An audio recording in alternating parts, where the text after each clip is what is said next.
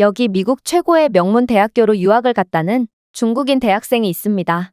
그리고 그녀는 수업 중에 한국만 칭찬하는 교수가 안 입고워서 회심의 주장을 하게 되었다고 하는데요. 그러나 그녀는 이내 한국에 대한 충격적인 이야기를 건네오는 교수의 말을 듣고 경악을 금치 못하고 말았다고 합니다. 그렇다면 그녀는 대체 어떤 이야기를 들었던 것일까요? 안녕하세요. 저는 중국 출신의 팅팅이라고 합니다. 중국 최고의 엘리트 집안에서 태어난 저는 자연스레 중국의 대표적인 엘리트 코스를 밟고 있는 중인데요.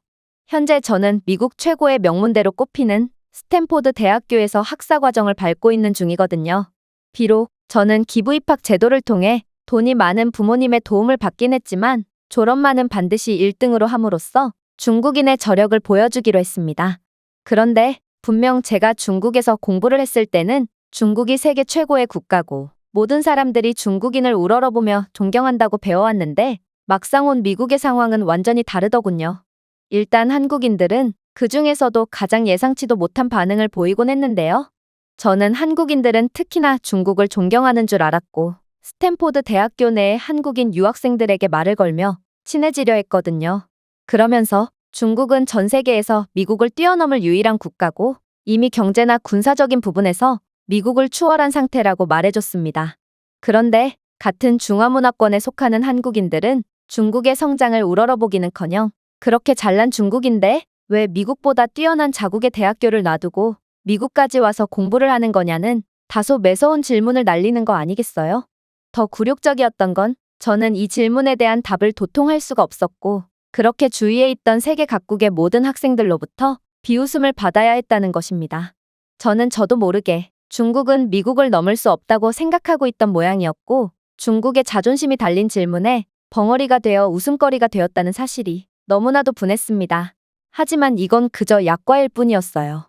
전 세계의 인재들이 모인다는 미국에서 현재의 한국과 중국의 위상을 직접 체감할수록 제 한국에 대한 반감은 점점 더 심해졌거든요.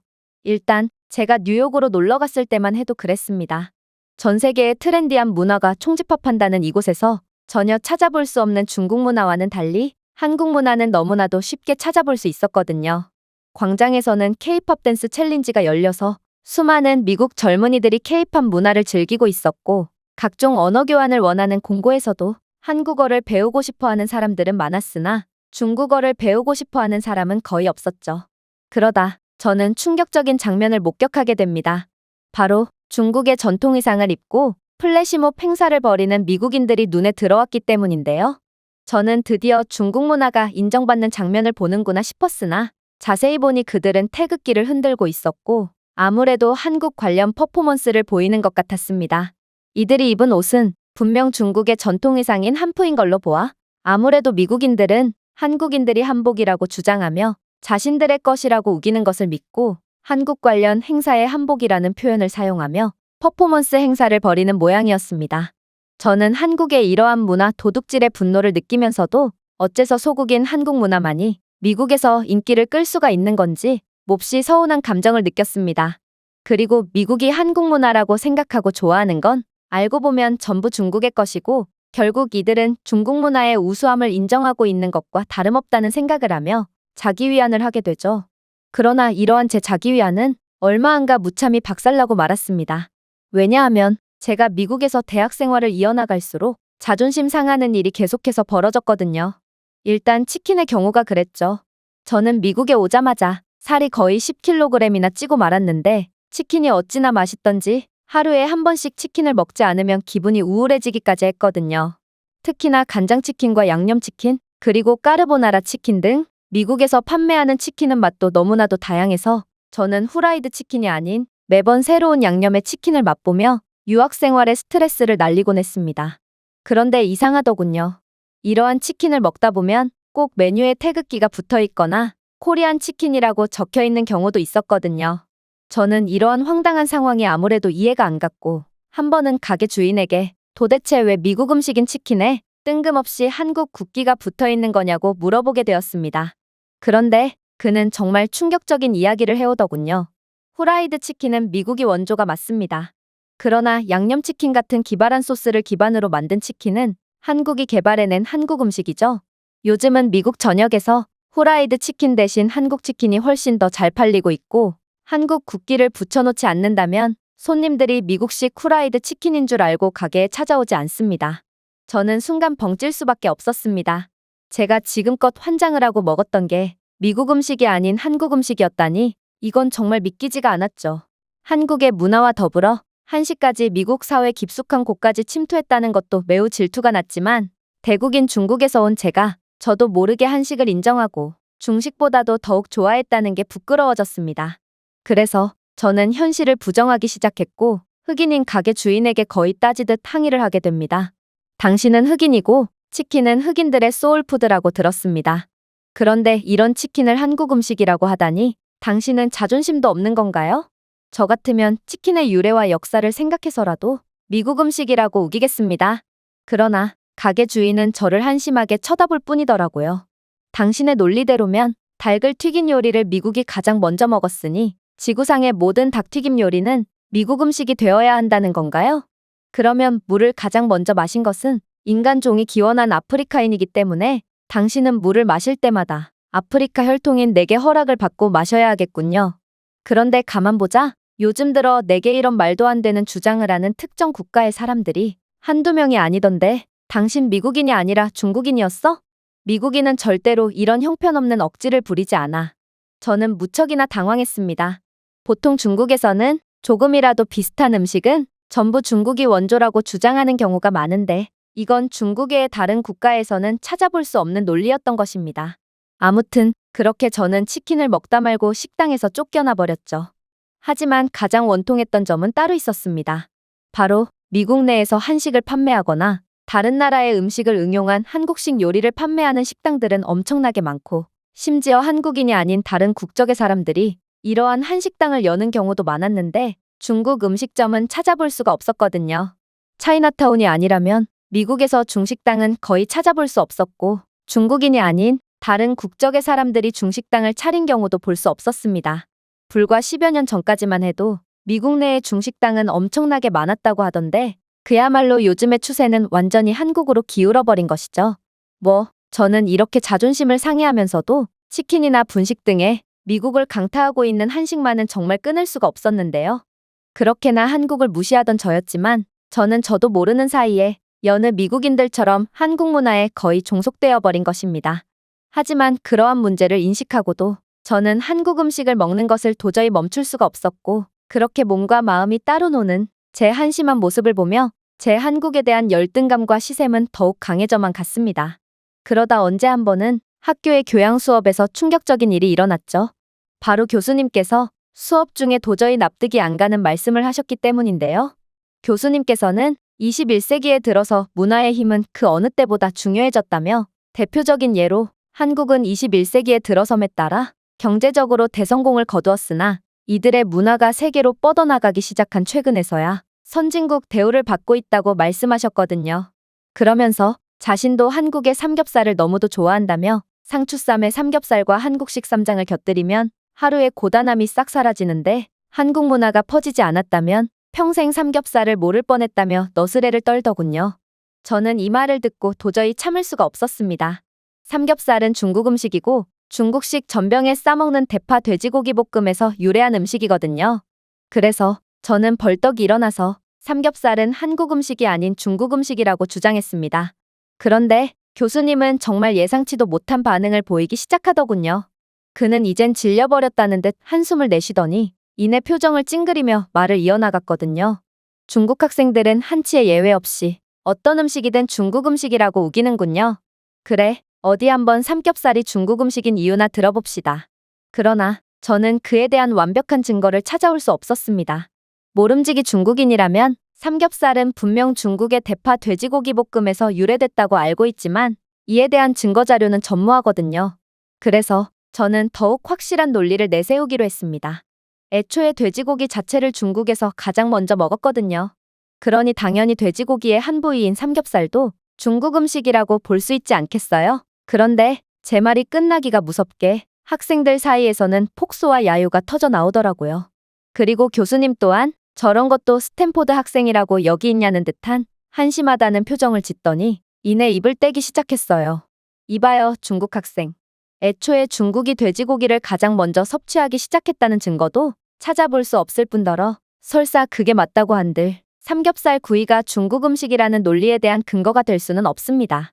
그렇다면 저는 멕시코인인데 옥수수의 기원은 멕시코니 중국에서 옥수수가 들어간 음식은 전부 멕시코 음식이라고 봐도 무방한 건가요? 저는 이러한 반박할 수 없는 논리에 얼굴이 새빨개졌습니다. 그리고 저를 도와줄 거라 생각했던 다른 중국인 학생들은 불리한 상황이 닥치자 입을 꾹 닫고 저를 모르는 척 하더군요. 그렇게 저는 한국에 대한 열등감만 더욱 강해진 채로 자리에 다시 앉을 수밖에 없었고 이에 대한 복수는 반드시 해주겠다며 이를 갈았습니다. 그리고 며칠 뒤 이날의 수모를 갚아줄 아주 좋은 기회가 찾아오게 되었습니다. 교수님은 이번엔 유아기 때의 영양 섭취에 대한 주제로 수업을 이어나갔거든요. 그런데 우연히 음식 섭취를 위한 도구인 젓가락질에 대한 이야기가 나왔고 교수님께서는 유아기 때의 영양 섭취와 더불어 활발한 손가락 운동은 뇌 발달에 큰 도움을 준다고 말씀하셨는데요. 그러면서 젓가락질은 사고 능력과 인지 능력을 발달시키는 데 큰 영향을 주고 동아시아 3개국의 사람들이 IQ가 높은 이유도 젓가락질과 연관이 있다고 덧붙였죠. 사실 저는 어렸을 때부터 젓가락은 중국에서 개발한 도구고 중국이 한국과 일본에 전해주었다고 들었기 때문에 이번에야말로 중국의 꺾인 국격을 회복시킬 수 있는 좋은 기회라고 생각했습니다. 그리고 손을 번쩍 들며 젓가락은 중국에서 개발해서 당시 속국과 다름없었던 한국과 일본에 전해준 거라고 주장했습니다. 그런데 중국의 역사를 인정하고 제 주장에 동조해줄 거라고 생각했던 교수는 다시금 표정을 찌푸리는 거 아니겠어요? 학생, 그런 말은 전혀 근거가 없고 지금 이 수업은 세계 각국의 학생들이 듣고 있으므로 다른 학생들에게 불쾌감을 줄 수 있는 무례한 발언은 삼가주세요. 저는 이 교수님이 중국을 싫어하는 마음에 편파적인 수업을 하는 거라고 확신했습니다. 이건 역사적인 사실인데 이러한 사실을 인정하지 않는 건 비열하다고 느껴졌거든요. 그때 한국인 학생 한 명이 손을 들더니 이내 이상한 말을 해오더군요. 제가 알기로 젓가락이 어디서 어떻게 나타났는지에 대한 확실한 자료는 존재하지 않는 것으로 압니다. 그리고 동아시아 3개국의 식습관과 주식이 다르듯 각국이 사용하는 젓가락의 형태도 조금씩 다르죠. 저번 수업 때도 그렇고 중국 학생의 무지함과 무례함은 더 이상 들어주기 힘듭니다. 그러자 제가 말할 때는 싸늘해졌던 강의실 분위기가 갑자기 환호성과 박수갈채로 가득 차기 시작했습니다. 저는 엄청난 불합리함을 느꼈어요. 요즘 미국과 중국 간의 갈등이 심각해진 건 맞지만 이렇게까지 편파적인 태도로 수업에 참여하다니 저는 화가 머리끝까지 나서 소리를 쳤습니다. 이봐, 가짜는 원조를 이길 수 없는 법이야. 네가 정자신 있으면 지금 모두가 보는 이 자리에서 젓가락질로 한판 붙던지 자신 없으면 젓가락마저 훔쳐가려는 배은망덕한 태도에 대해 당장 사과해. 그러자 교수님은 황당하다는 듯 지금은 강의 시간이니 진정들 하라고 말씀하셨고 결국 저희는 강의가 끝나자마자 젓가락질 대결을 벌이기로 합의를 본 채 나머지 강의에 집중했죠. 그리고 그렇게 수업이 끝나자마자 모든 학생들이 지켜보는 가운데 대결은 곧바로 시작되었습니다. 저희가 젓가락질할 것은 몹시 작은 쌀알이었어요. 중국의 일부 지방에서는 요깃거리로 쌀알을 씹는 문화가 있고 같은 수업을 듣던 중국인 학생이 자신이 씹던 쌀알 뭉치를 건네줬거든요. 그리고 젓가락은 도시락으로 한국의 떡볶이와 김밥을 싸온 어떤 미국인 무리가 나눠줬는데요. 저는 젓가락마저도 한식 덕분에 얻었다는 사실에 엄청난 질투심에 불타기 시작했고 이번 대결은 반드시 이겨야겠다는 결의를 다졌습니다. 그렇게 저희는 1분 동안 쌀알을 가장 많이 옮기는 쪽이 승리하는 것으로 하고 경기는 이내 시작되었습니다. 그런데 저는 경기가 시작되자마자 매우 당황할 수밖에 없었습니다. 일회용 나무젓가락으로 쌀알을 집기란 매우 어려웠고 저는 도통 쌀알을 잡을 수가 없었거든요. 그런데 곁눈질로 힐끔 본 한국인 학생은 그러한 조악한 나무젓가락으로도 순식간에 쌀알을 옮기고 있는 거 아니겠어요? 저는 중국의 명예를 실추시킬 수는 없다고 생각했고 마음이 급해지기 시작했습니다. 그리고 저는 자랑스러운 중국인이기에 두뇌를 사용해서 한국인을 격퇴시키기로 했죠. 바로 쌀에 침을 뱉고 그에 따른 점성으로 쌀알을 집어서 옮기는 거였습니다. 분명 경기 규칙에 대한 구체적인 제약은 없었고 이건 규칙을 잘 이용하는 똑똑한 중국인들만 할 수 있는 좋은 전략이었습니다. 하지만 학생들은 헛구역질을 하며 저를 비난하기 시작하더라고요. 저는 역시나 이것도 중국에 대한 불합리한 대우라고 생각했고 그저 이기는 것에만 정신이 팔려 침의 점성을 이용해 쌀알을 옮기기 시작했습니다. 그러나 한국인은 너무나도 젓가락질을 잘했고 이대로면 패배는 거의 확정적이었습니다. 그래서 저는 대결 종료 10초를 남기고 접시에 젓가락 끝을 밀착시킨 뒤 거의 투석기처럼 쌀을 퍼내듯이 다른 접시에 붓기 시작했어요. 학생들은 역시나 제게 야유를 보냈지만 저는 그러한 야유보다 한국인에게 패배하면 안 된다는 압박감이 더 컸기에 열심히 쌀알을 투석기질할 뿐이었죠. 그렇게 경기는 마무리되었습니다. 하지만 결과는 근소한 차이로 인한 한국인의 승리로 돌아갔고 저는 수단과 방법을 가리지 않았음에도 패배했다는 사실에 좌절할 수밖에 없었습니다. 어떻게 아류작이 원조를 이길 수가 있단 말인가? 저는 충격적인 패배를 도저히 받아들일 수가 없었고 그렇게 눈물을 흘리며 기숙사로 돌아왔죠. 저는 그날 이후 패배에 대한 수치심과 한국인에 대한 분노의 감정 때문에 해당 수업에 도저히 못 나가겠기에 계속 결석 중인데요. 한국이 감추고 있는 지저분한 문화 날조를 알리려고 할수록 제 열등감만 더욱 심해질 뿐이었던 것입니다. 그러나 저는 언젠가 다른 수업에서는 반드시 한국인들의 콧대를 납작하게 해줄 거고 미국에서 유학 중인 다른 중국 동포들도 저처럼 중국의 위상을 드높이기 위해 노력해줬으면 좋겠습니다. 세계 최고의 인재들만 모인다는 미국의 하버드 대학교. 이곳의 한 교수가 자신이 교수 이전의 사업체에서 근무했을 때의 경험을 떠올리며 한국만은 유일하게 성공했다며 강의를 이어나가고 있는데요. 그리고 교수의 강의는 전 세계로 퍼져나가며 큰 화제가 되었다고 합니다. 그렇다면 하버드 교수가 대체 무슨 연설을 했던 것일까요? 안녕하세요. 저는 미국 출신의 베스라고 합니다. 저는 중학생 때까지만 해도 인생에 그다지 흥미를 느끼지 못하는 애늙은이였는데요. 저는 소위 중2병이 심하게 왔고 어차피 공부를 열심히 해봤자 아무런 의미가 없을 거라고 생각했죠.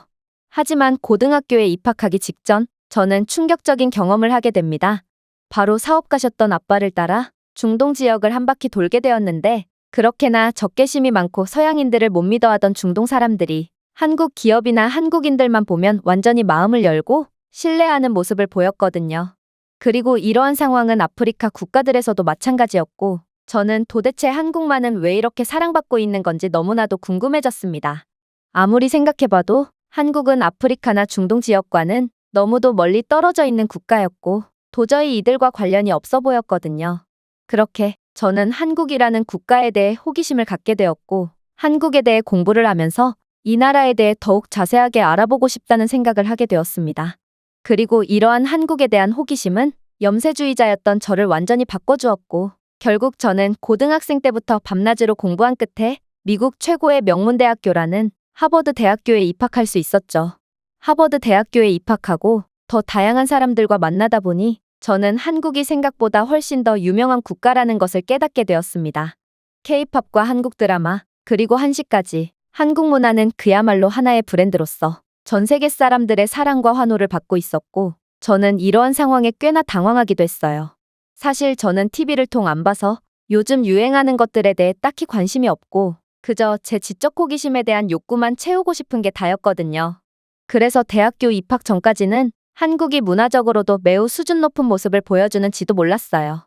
그런데 한국은 각 나라들과의 무역적인 부분에서도 뛰어난 기술력과 문화, 그리고 경제력 부분에서도 몹시 유명했고 또 전 세계적인 신뢰와 사랑까지 받고 있다니 저는 도대체 한국만 이러한 전 세계인들의 짝사랑을 독차지하는 이유가 뭔지 너무나도 궁금해졌습니다. 아니 오직 한 국가만은 한국을 그다지 좋아하지 않는 것처럼 보이긴 했습니다. 그건 바로 중국이었죠. 중국 학생들은 한국의 문화는 전부 중국 문화에서 기원된 가짜일 뿐이며 한국의 발전사 또한 미국에 의해 과장된 소설일 뿐이라고 주장했거든요. 그러면서 중국이야말로 진정한 기적 같은 발전을 이룩했고 현재 중국 문화를 그대로 베낀 한국 문화가 전 세계적인 인기를 끄는 것을 보면 그만큼 중국이 찬란한 문화 수준을 가졌다고 볼 수 있다고 했는데요. 또한 중국이 미국을 넘은 세계 패권국으로 발돋움한 것을 보면 중국이 얼마나 우수하고 저력 있는 국가인지 알 수 있다며 으름장을 놓았죠. 처음에 저는 중국인들의 억지가 또 시작됐구나 싶어 그저 표정을 찡그릴 뿐이었습니다. 그러나 미국 대학교 내의 중국인 학생들의 숫자는 워낙 압도적이었고 저는 점점 이들의 주장에 빠져들기 시작했죠.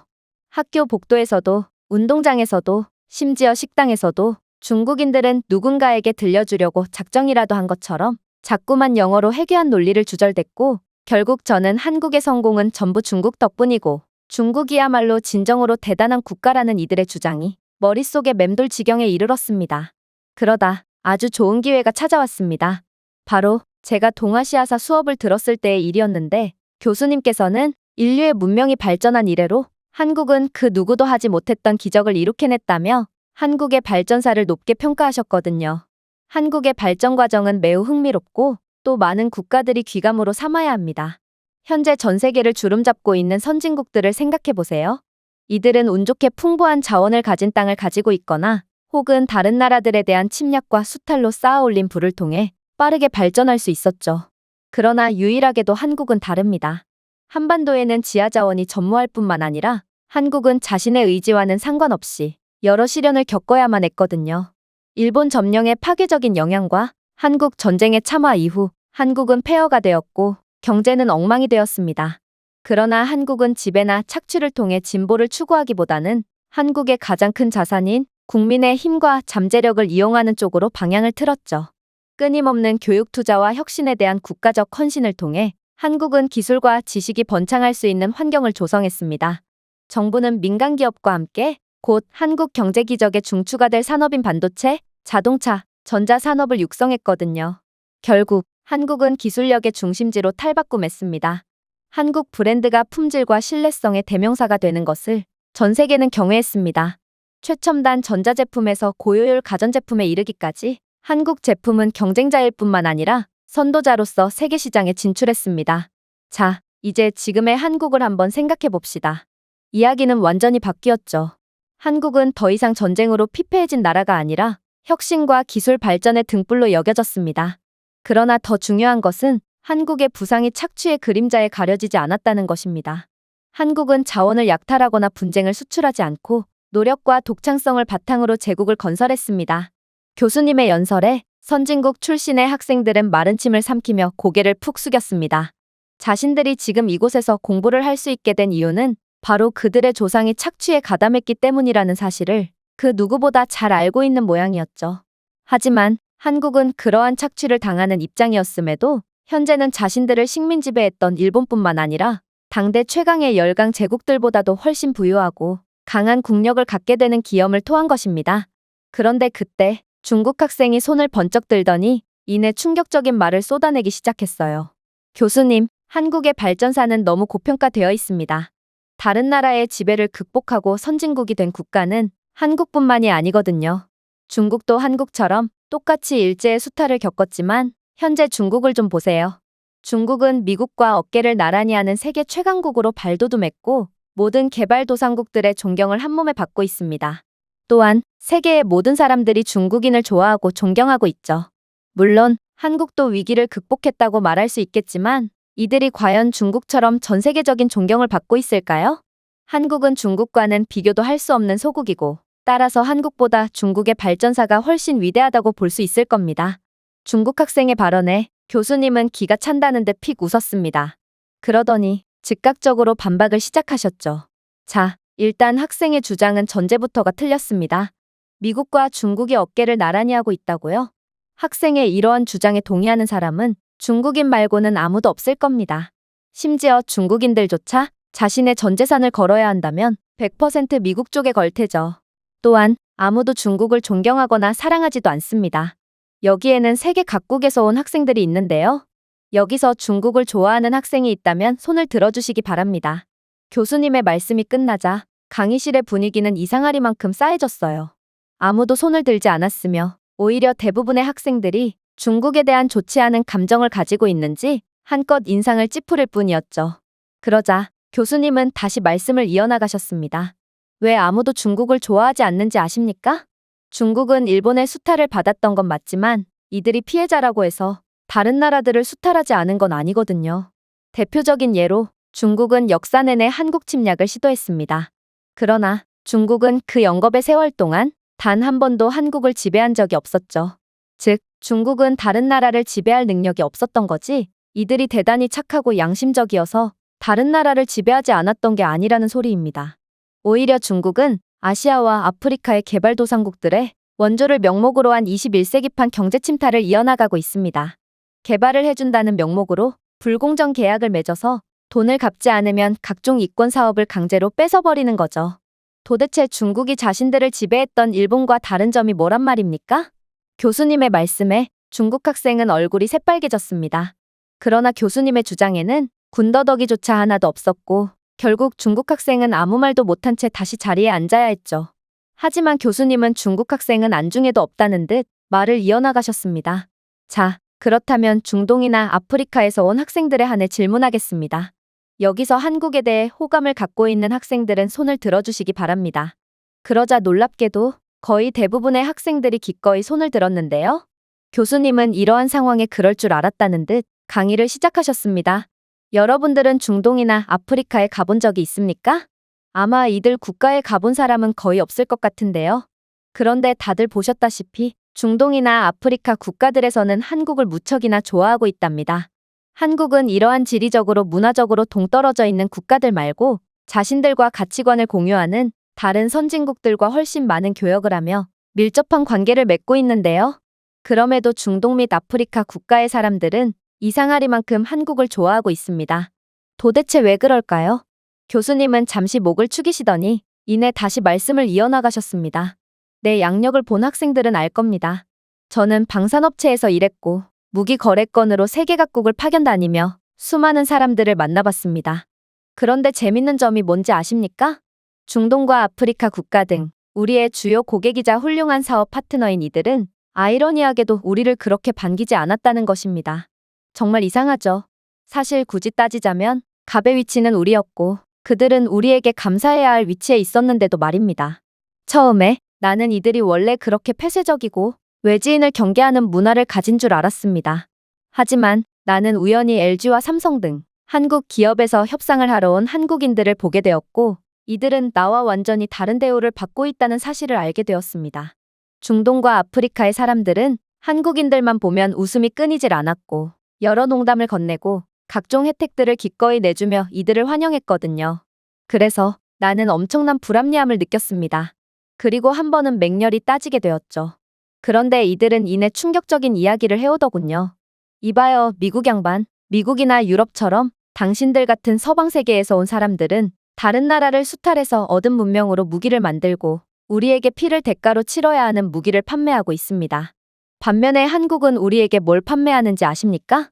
한국은 침략을 당해서 모든 것을 빼앗겼던 국가임에도 자신들만의 노력으로 세계 최고의 기술 강국이 되었고 우리의 삶을 윤택하게 만들어주는 에어컨과 자동차, 세탁기, 그리고 휴대폰 등을 판매합니다.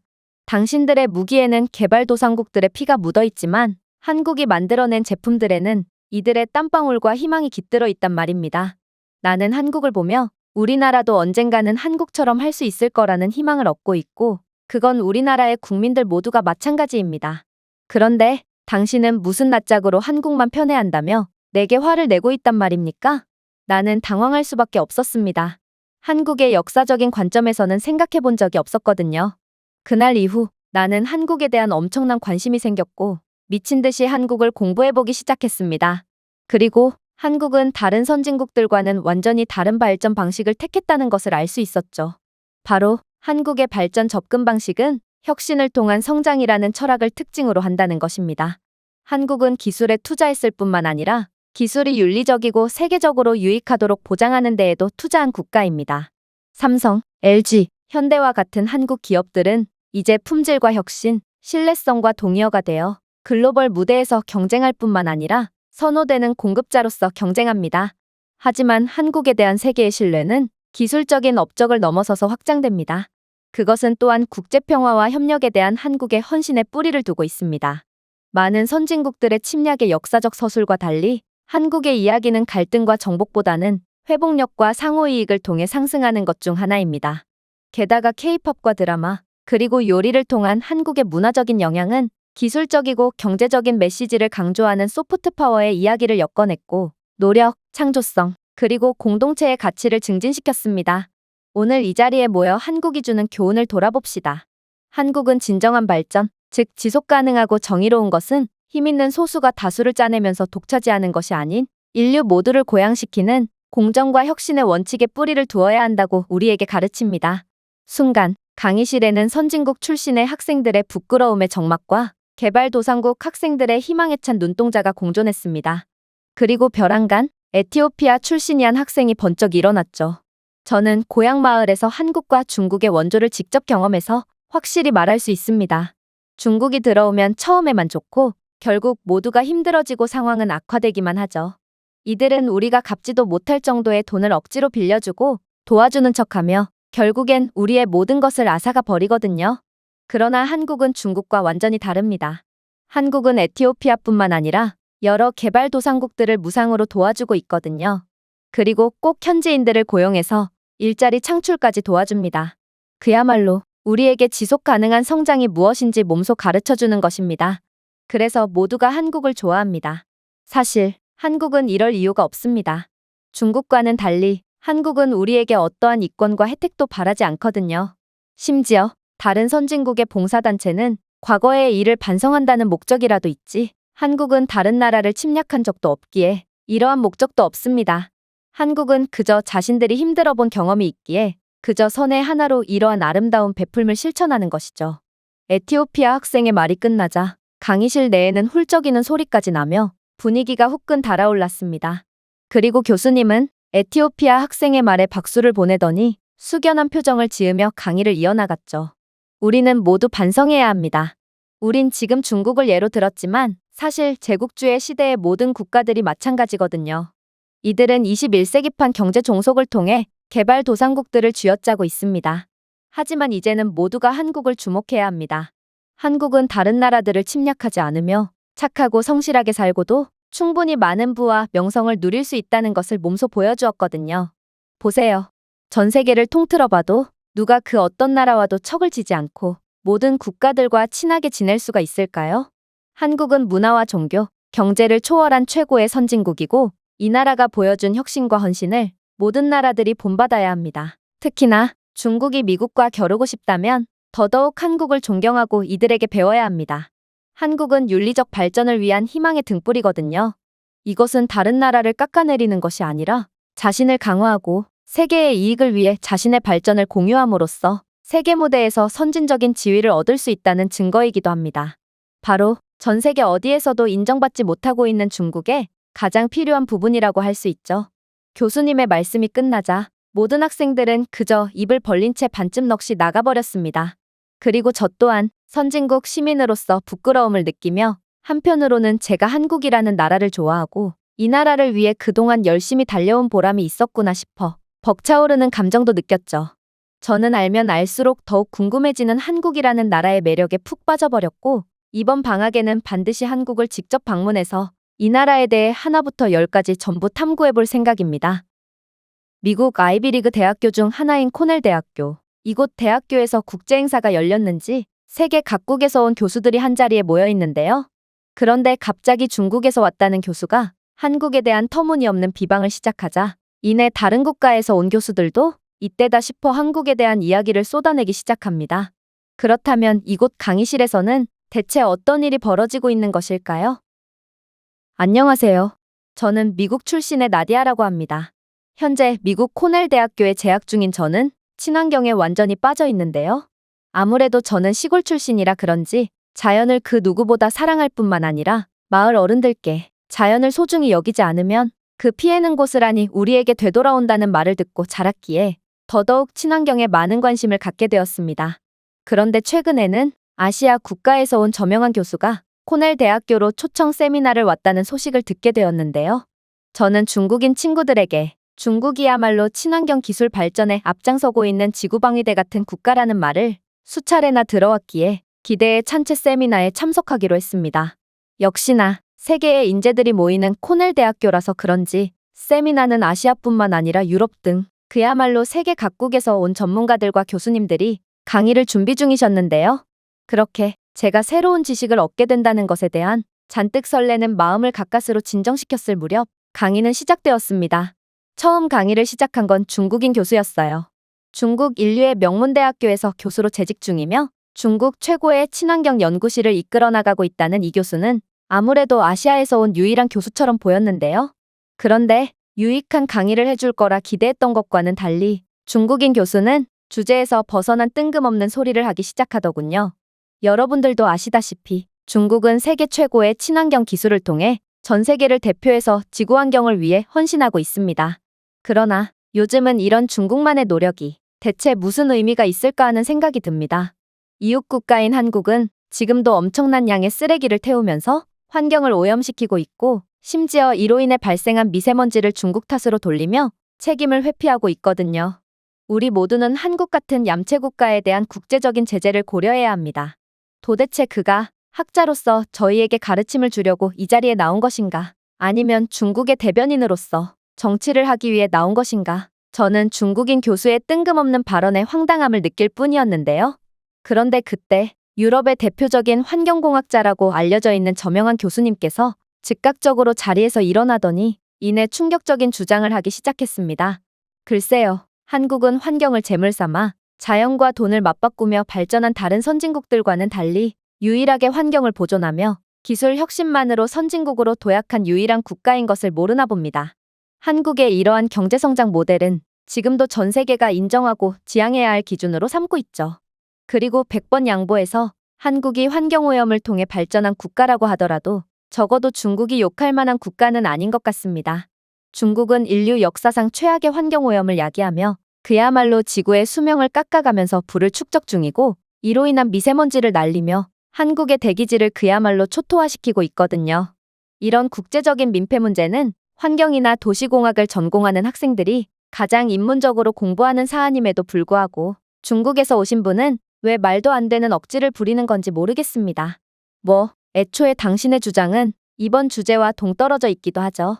여긴 세미나고 지금은 자신의 조국인 중국을 예찬하고 한국을 비하하는 일기를 쓰는 시간이 아니라는 말입니다. 그러자 중국 교수는 발끈했는지 침을 튀어가며 반박을 시작했어요. 당신은 이쪽 분야에서 꽤나 저명한 전문가로 알고 있습니다. 그런데 그런 당신이 왜 한국 편을 드는 거죠? 나는 한국의 환경오염 문제에 대해 여러 책까지 써낸 경험이 있고, 이 책들은 중국에서 베스트셀러까지 몇 번이나 차지하며 큰 인기를 얻었습니다. 저는 이 분야에 대해서는 이 정도로 공신력 있는 사람이고 당신이 반박을 할 자리 따윈 없을 겁니다. 그러자 독일 출신의 저명한 교수는 한숨을 푹 쉬더니 이내 충격적인 말을 쏟아내기 시작했어요. 당신이 국적과 활동 무대가 전부 다른 나를 알아본 것과는 달리 나는 당신이라는 사람을 오늘 처음 봤고 이름조차 모릅니다. 아무래도 당신은 중국에서만 유명한 사람이기 때문이겠죠. 그리고 나는 당신의 책이 중국에서 베스트셀러를 차지한 이유도 알고 있습니다. 당신은 그저 근거도 전혀 없는 수준 낮은 궤변을 늘어놓음으로써 논리도 없이 한국을 까내리기만 했을 게 분명하고, 이를 본 분별력 없는 중국인들은 그저 한국을 욕해주니 좋다고 당신의 책을 구매해준 거겠죠. 자, 제가 한국과 중국의 실체에 대해 정확히 알려드리겠습니다. 일단 중국의 경우를 자세히 살펴보죠. 친환경 기술을 통해 지구를 구원하고 있다던 중국은 기술 개발은커녕 결국 지속 가능한 개발 경로조차 추구하지 못했고, 환경악화뿐만 아니라 더 광범위한 영향을 끼치며 전 세계적으로 피해를 끼치고 있습니다. 예를 들어 중국 강에 만연한 산업 오염을 예로 들어봅시다. 수백만 명이 이용하는 중국의 여러 강들은 산업 폐기물의 무분별한 투기와 잘못된 폐기물 관리 관행으로 인해 세계에서 가장 오염된 강 중 하나가 되었습니다. 이러한 오염은 수생생물에게 해를 끼칠 뿐만 아니라 식수, 농업, 위생을 위해 이 강에 의존하는 수백만 명의 사람들에게도 영향을 미칩니다. 문제는 강과 바다, 즉 물은 중국만의 것이 아니고 전 세계가 공유하는 자연환경이라는 것입니다. 중국은 거대한 땅덩어리를 가진 것답게 이들과 인접해 있는 국가들이 상당히 많은데요. 그리고 안타깝게도 이 말은 결국 중국에서 비롯된 피해는 상당 부분을 중국과 간접적으로 접해 있는 한국이 독박을 써야 한다는 것이죠. 이뿐만이 아닙니다. 중국은 국제적인 환경 규제조차 지키지 않은 채 자신들만의 이익을 위해 환경을 파괴하고 있거든요. 중국은 환경이라는 취약하고 애매할 수밖에 없는 국제적인 규제 환경을 악용하여 감독을 줄이고 비용을 절감하여 심각한 환경 악화를 초래하고 있습니다. 이러한 환경적인 착취는 종종 중국이 주도하는 벌목, 채굴, 농업 확장으로 인해 산림 전용이 급증한 중국 땅의 위성 사진을 보면 더욱 정확히 알 수 있죠. 그렇다면 한국은 어떨까요? 한국은 중국의 이러한 오염을 통한 발전으로 엄청난 피해를 입고 있으면서도 자신들만의 환경에 대한 관리와 지속 가능한 발전 방법을 찾아낸 훌륭한 국가입니다. 이들의 발전 과정만 봐도 뭔가 느껴지는 게 없나요? 산업화에 직면하여 많은 국가들이 심각한 환경 악화를 초래한 길을 걸어왔습니다. 그리고 중국의 경우에는 그 중에서도 매우 심각한 환경 오염을 초래했죠. 그러나 한국은 경제 발전과 환경 보존을 조화시키는 다른 길을 택했습니다. 이 나라는 현대 기술과 자연 존중의 전통적 가치가 융합되어 지구 환경 보존에 깊이 전념하는 사회를 만드는 나라죠. 보세요. 중국이 각종 원전과 공장을 건설하고 수많은 자동차 매연을 뿜어내며 원시적인 발전을 택할 때 한국은 친환경 기술을 개발하면서 세계 무대에서 차별화된 발전을 꾀하고 있거든요. 한국의 대표적인 혁신 중 하나는 수소연료전지 자동차에 대한 한국의 선구적인 작업입니다. 현대와 같은 한국 기업들은 세계 최초의 대량 생산 수소연료 전지 자동차인 iX35를 출시하며 선두에서 왔습니다. 이러한 약속은 2040년까지 수소연료 전지 기술의 선도적인 공급자가 되기 위한 광범위한 국가 전략의 일환이며, 이는 비공해 에너지 대안으로의 중요한 전환을 보여줍니다. 또한 태양 에너지 기술에 있어서 한국의 약진은 칭찬받을 만합니다. 한화큐셀이 태양전지 패널 효율의 한계를 뛰어넘어 에너지 생산의 탄소 발자국을 줄이는 데 도움을 주면서 한국은 세계에서 가장 효율적인 태양전지를 개발했습니다. 그러한 발전은 기후변화를 완화하는 데 있어서 한국의 역할을 강조할 뿐만 아니라 세계 재생에너지 공급망에서 핵심적인 역할을 하도록 하고 있습니다. 중국에서 뿜어져 나온 각종 미세먼지와 발암물질이 온 지구를 뒤덮을 때 오직 한국만은 이러한 쉽고 빠른 발전 대신 피나는 연구와 개발을 통한 녹색 기술의 중심지가 되었고, 중국의 오염으로부터 세상을 구하고 있는 중이라는 것입니다. 한국의 소름 돋는 점은 이뿐만이 아니죠. 중국은 아직도 원시적인 배터리 기술에 허덕이고 있을 때 한국 회사들은 어느새 재생 가능한 에너지 저장과 전기 자동차의 중요한 배터리 기술 분야의 선구자들이 되었거든요. LG화학과 삼성 SDI는 가장 효율적이고 고용량의 배터리를 생산하며 선도적입니다. 이 기술은 화석연료에서 세계적으로 탄소 배출을 줄이는 데 필수적인 전기 자동차로의 세계적인 전환을 지원하는 데 필수적이죠. 한국 기업이 아니었다면 우리는 중국의 죽음의 배터리 공장에서 나오는 엄청난 화석연료 배출을 보고만 있어야 했을 게 분명했을 것이고, 한국이 첨단 기술로서 중국산 배터리의 시장 점유율을 막은 건 세계가 감사해야 할 일이라는 것입니다. 그 중에서도 가장 주목할 부분은 바로 한국의 국민 차원에서의 노력일 것 같은데요. 이건 정말로 전 세계 어떤 국가들에서도 감히 따라하지 못하고 있거든요. 한국인들은 엄격한 재활용 및 폐기물 관리 체계를 완벽하게 따르고 있는데요. 쓰레기를 전혀 재활용하지 않는 대부분의 선진국들과 달리 한국은 폐기물에 대해 엄격한 분리 규정을 시행하여 재활용 효율을 높일 뿐만 아니라 매립지에 버려지는 폐기물의 양을 크게 줄이고 있습니다. 종이와 플라스틱부터 유리와 금속에 이르기까지 각 폐기물은 이미 한국 가정집에서부터 세심하게 분류되죠. 게다가 한국은 음식 찌꺼기가 별도로 수집되고 종종 퇴비나 바이오 에너지로 전환되는 독특한 음식물 쓰레기 재활용 체계를 시행하여 온실가스 배출을 줄이고 지속 가능한 농업을 지원합니다. 제 동료 교수들 사이에서는 한국이 없었다면 중국이 망쳐놓은 환경으로 인해 이미 지구가 완전히 파괴되어 문명이 끝났을 거라는 우스갯소리도 있을 정도로 한국의 헌신적인 노력은 전 세계인들 모두가 본받아야 마땅하죠. 결론적으로 환경 지속 가능성에 대한 한국의 접근 방식은 포괄적이고 매력적입니다. 국가 주도의 계획, 기술 혁신, 그리고 공동체 행동주의의 조합을 통해 한국은 환경 보존에 관한 세계적인 대화에 참여하고 있을 뿐만 아니라 적극적으로 그것을 형성하고 있습니다. 우리가 지구의 가장 시급한 환경 문제들에 대한 해결책을 모색할 때 혁신과 헌신의 등대로서 한국을 바라봐야 합니다. 도시계획은 또한 한국의 친환경적인 기풍을 반영합니다. 한국은 광대한 녹지, 태양 전지판, 그리고 효율적인 대중교통망을 도시 개발에 통합하면서 여러 녹색 도시 프로젝트를 시작했습니다. 이러한 계획들은 거주자들의 삶의 질을 향상시킬 뿐만 아니라 지속 가능한 도시 개발의 모델 역할도 합니다. 아무리 같은 전문가라지만 두 사람 간의 수준 차이는 상당한지 중국인 교수는 잔뜩 흥분해서 가쁜 숨을 내쉬면서도 전혀 반박을 하지 못했습니다. 그리고 급기야 중국인 교수는 화를 전혀 통제하지 못하고 되는 대로 말을 내뱉기 시작했죠. 내가 이것까지는 공개하지 않으려고 했는데 자 보세요. 제가 USB에 담아온 한국 관련 동영상입니다. 현재 한국에는 수도 인프라 자체가 없고 그나마 있는 수도 시설도 전부 엉망이라 녹물만 잔뜩 나오고 있습니다. 그래서 한국인들은 비가 오기만 하면 빗물을 모으기 위해 큰 통을 이곳저곳에 설치해 놓고 있죠. 그리고 가난한 한국인들은 이렇게 모은 빗물을 식수로 사용하기에 가뭄이 나기만 하면 집단적으로 죽어나가고 있습니다. 또 전기는 어떻고요? 한국은 몹시도 궁핍한 나라라 도저히 전기를 킬 여력이 없는 게 현실인데요. 그래서 한국의 관공서에서는 날이 어두워지면 촛불을 켜놓고 일을 하고 있습니다.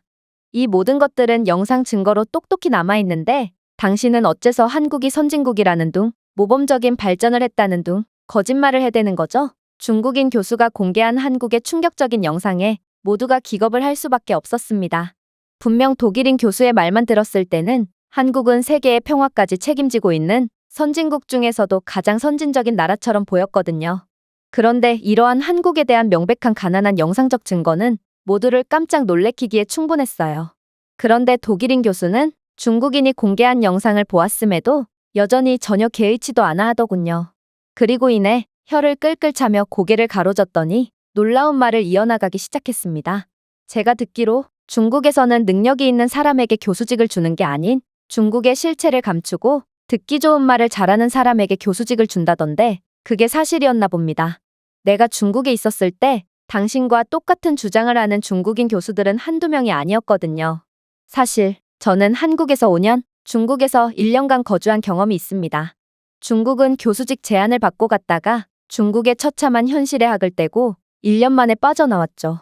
아이러니하게도 한국은 그냥 여행으로 들렀던 국가였지만 한국인들의 생활 모습과 태도를 보고 배울 것이 많아서 5년이나 눌러 살게 되었습니다.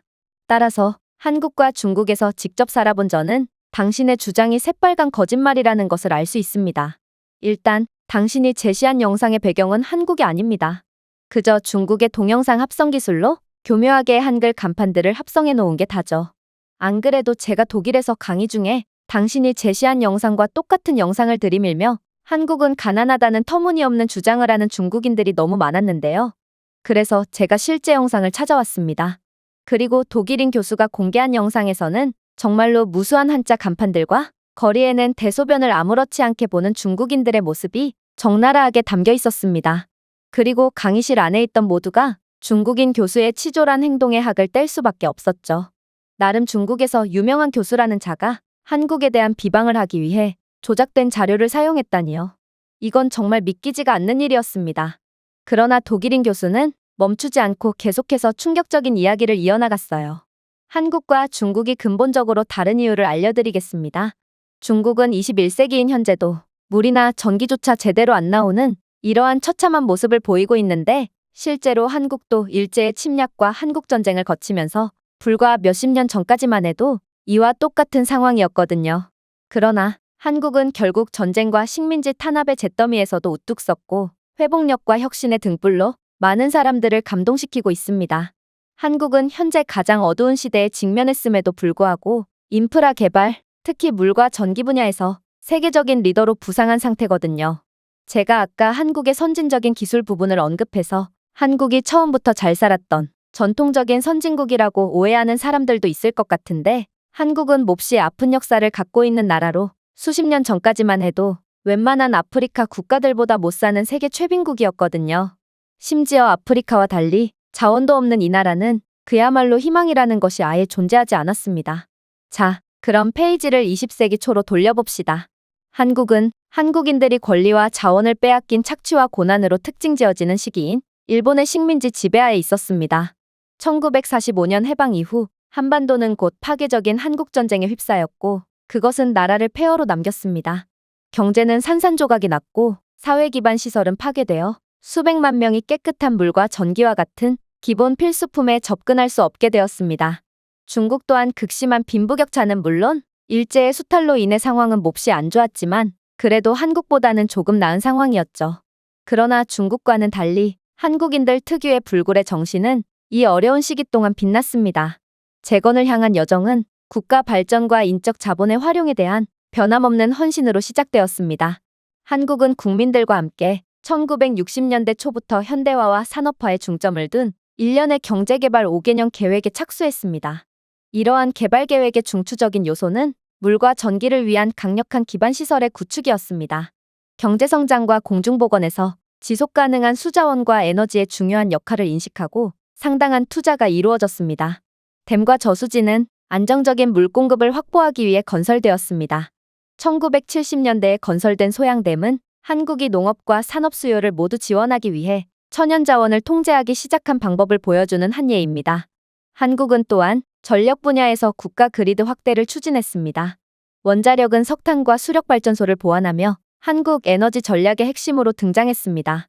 1970년대 고리 원전의 발전은 한국의 원자력 발전을 의미했고 국가의 전기 공급을 크게 늘리며 성장하는 산업 분야가 발전하는 데 필요한 전력을 갖추도록 했습니다. 이러한 한국의 노력의 결과는 아마 모든 분들이 알고 계실 겁니다. 한국은 오늘을 향해 빠르게 나아갔고 현재 사회 기반 시설의 우수성을 세계적으로 인정받고 있거든요. 서울의 수질관리센터는 수백만 명이 깨끗하고 안전한 식수에 접근할 수 있도록 보장하는 정수 및 관리 분야에서의 한국의 최첨단 기술의 증거입니다. 비슷하게 한국의 거의 100% 전기화율과 최고의 반도체 생산국으로서의 지위는 전기 및 에너지 관리 노력의 성공을 강조합니다. 하지만 중국은 어떤가요? 중국은 그때의 한국보다 조금 더 나은 수준의 형편이었지만 수십 년이 지난 지금까지도 그러한 형편이 그대로 이어지고 있습니다. 아직도 대도시가 아닌 중국 곳곳에서는 빗물을 받아서 식수나 생활용수로 사용하고 있고 주택에는 전기 인프라가 전혀 깔려있지 않은 곳도 많죠. 중국이 한국만 보면 자꾸만 까내리는 열등감을 보이는 것도 바로 이런 이유입니다. 자신들이 해내지 못한 것을 한국은 바로 옆에서 보란듯이 해냈기 때문이죠. 게다가 한국은 자국의 개발에 집중했을 뿐만 아니라 다양한 국제협력 프로그램을 통해 다른 나라들이 그들의 사회 기반 시설을 개발하도록 돕는 중요한 역할을 하고 있는데요. 한국의 기업들과 정부 기관들은 세계의 물과 에너지 분야에 대한 그들의 전문 지식과 기술을 공유하며 세계의 지속 가능성과 발전에 기여하고 있습니다.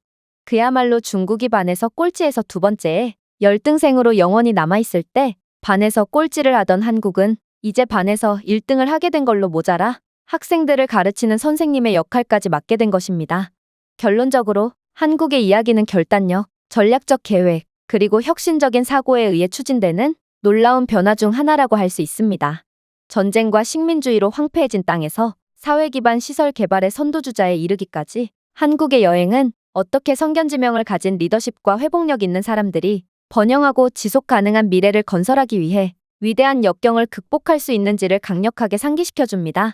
독일인 교수의 강의에 중국인 교수는 엄청난 수치심을 느꼈는지 얼굴뿐만 아니라 목과 손발까지 전부 새빨개져서 눈을 부라렸습니다. 하지만 그럼에도 완전히 사실만을 이야기하는 독일인 교수에게 그가 할 수 있는 건 아무것도 없었죠. 그리고 독일인 교수는 중국인이 눈을 부라리든 말든 관심조차 없는지 이내 생각지도 못한 내용의 연설을 계속해서 이어나갔습니다. 그렇다면 물과 전기도 제대로 못 쓰던 한국이 현재 수도와 전기 분야에서 세계적인 위상을 차지하고 있을 때 중국은 대체 무엇을 하고 있었을까요? 다시 말하지만 중국은 지금도 전쟁 직후의 한국처럼 빗물을 받아 식수로 사용하고 전기를 사용할 만한 인프라도 없을 뿐더러 심지어 중국이야말로 관공서에서도 전기세가 감당이 안 돼서 날이 어두워지면 촛불을 켜며 업무를 보고 있습니다. 중국은 부유하고 발전 가능성이 있다는 말에 속아 중국에서의 교수직을 승낙했던 제가 1년도 버티지 못하고 중국에서 도망쳐 나왔던 것도 이러한 중국의 처참한 현실을 직접 마주했기 때문이죠. 그리고 이렇듯 중국이 한국의 뒷공무니도 따라가지 못하는 이유는 바로 한국과 중국은 이미 국민성에서부터 근본적인 차이를 보였기 때문입니다. 중국도 한국과 마찬가지로 20세기 중반까지 일본의 식민지였고 자원과 국민을 착취하는 일본의 지배를 받았습니다. 그러나 이러한 같은 역사적 배경 속에서 한국인들은 위기일수록 더욱 뭉쳤고 끈끈한 단결력을 가지며 위기를 점점 극복해 나갔지만 중국인들은 권위에 대한 불신과 원망의 감정만을 느낀 채 뭉치기는커녕 흩어질 뿐이었습니다. 일본의 침략을 받는 와중에도 중국 지도자들은 자신들의 이익을 보호하지만 지역 주민의 복지는 도외시하는 법을 시행했고 현대 통치에 대한 태도에는 불의와 저항이 지속되었습니다. 결국 중국은 일본의 지배에서 벗어난 이후에도 자주 부패했고 이러한 억압적인 상황은 중국인들을 더욱 분열시켰죠. 중국 정부는 점점 더 효과적이고 공평한 법 집행을 확립하는 것보다 권력을 유지하는 것을 더 중요하게 여겼습니다. 이것은 약한 제도와 권력에 대한 지속적인 불신으로 이어졌고 이건 중국이 한국처럼 단결력과 회복력으로 위기를 빠르게 극복해내지 못한 이유라고 볼 수 있는 것입니다. 한국인들은 아무것도 없는 황폐해진 땅에서도 힘을 합쳐 기적을 스스로 만들어냈다면 중국인들은 남의 땅을 빼앗으며 각종 천연자원들을 독차지했음에도 아직도 가난에서 벗어나지 못하는 이유가 바로 이러한 역사 때문이라는 것입니다. 독일인 교수의 전혀 반박할 수 없는 완벽한 논리에 중국인 교수는 이젠 자신이 사용하던 마이크까지 집어던지며 독일인 교수의 입을 막으려 했는데요. 결국 중국인 교수는 폭력적인 행동으로 인해 그대로 경비원들에 의해 질질 끌려나가고 말았습니다.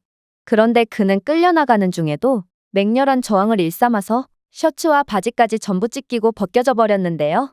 결국 중국인은 맨살을 드러내며 끌려나가는 끝까지 추한 모습을 보일 뿐이었습니다. 그리고 그 모습에 독일인 교수는 헛구역질을 하면서도 끝까지 말을 이어나갔죠. 죄송합니다. 제가 비위가 좀 약해서요. 사실 저는 독일인이기 이전에 지구에서 함께 더불어 살아가는 세계 시민으로서 한국의 편을 들 수밖에 없었습니다. 생각해보세요. 중국은 경제성장을 달성해야 한다는 압박감이 지속가능한 관행의 장기적인 이익을 무색하게 만들고 있고, 이는 치명적인 결과를 초래하는 환경 파괴 지름길로 이어지고 있습니다. 중국은 기후변화를 악화시키고 있고 두려운 속도로 생물 다양성을 파괴하고 있으며 자연재해 발생을 증가시키고 있습니다. 중국이 오염시킨 공기와 물의 건강 영향만으로도 취약한 지역의 의료 시스템을 압도해버리고 있죠. 경제적으로도 중국의 환경 악화로 인한 피해는 이웃 국가들을 마비시키고 있고 관광, 농업, 그리고 전반적인 생산성 저하를 야기하고 있습니다. 그러나 한국은 이와는 정반대의 나라입니다. 한국도 환경을 파괴하면서 발전을 꾀했으면 지금보다도 훨씬 편하고 빠르게 잘 살 수 있었지만 한국은 그런 편법을 사용하지 않았죠. 그 결과 한국은 지속가능한 발전에 대한 해답을 찾았고 결국 전 세계에서 유일하게 환경을 지키면서 발전까지 모색하는 기술 강국으로서의 강력한 면모를 보여주고 있습니다. 또한 한국의 성공 스토리는 이웃 동남아 국가들에게 귀감이 되어 동남아 국가들은 중국처럼 환경을 오염시키면서 발전을 꾀하는 것이 아닌 한국처럼 자립심을 키우면서 지속 가능한 경제 모델을 택하는 경우가 많아졌습니다. 이 모든 선순환과 기적은 바로 한국으로부터 시작되었다는 것입니다. 그런데 이러한 환경과 관련한 부분에서 중국이 한국을 비방하다니요. 이건 세계 시민으로서 절대로 용납할 수 없는 일이고 우리 모두는 한국의 편에 서서 마땅히 한국을 존경해야 할 것입니다. 교수님의 주장은 제게 엄청난 울림으로 다가왔습니다. 사실 세계 대부분의 선진국들이 친환경을 외치고 있지만 말과 행동이 다른 경우가 많고 심지어 이들은 전부 자연을 훼손하면서 선진국의 지위를 얻은 국가들이거든요. 그러나 한국은 자연을 훼손하며 발전한 적도 없거니와 지금도 중국으로 인한 피해를 직격탄으로 맞고 있음에도 여전히 모범적인 발전을 꾀하고 있다니 저는 한국이야말로 진정으로 선진국이라고 불릴 자격이 있는 국가인 것 같아 엄청난 존경심을 느낄 수밖에 없었습니다. 제가 준비해온 내용은 여기까지입니다. 끝까지 시청해주셔서 진심으로 감사드리며 여러분들의 구독과 좋아요, 알림 설정은 영상 제작에 큰 힘이 됩니다. 이상 세모튜브였습니다.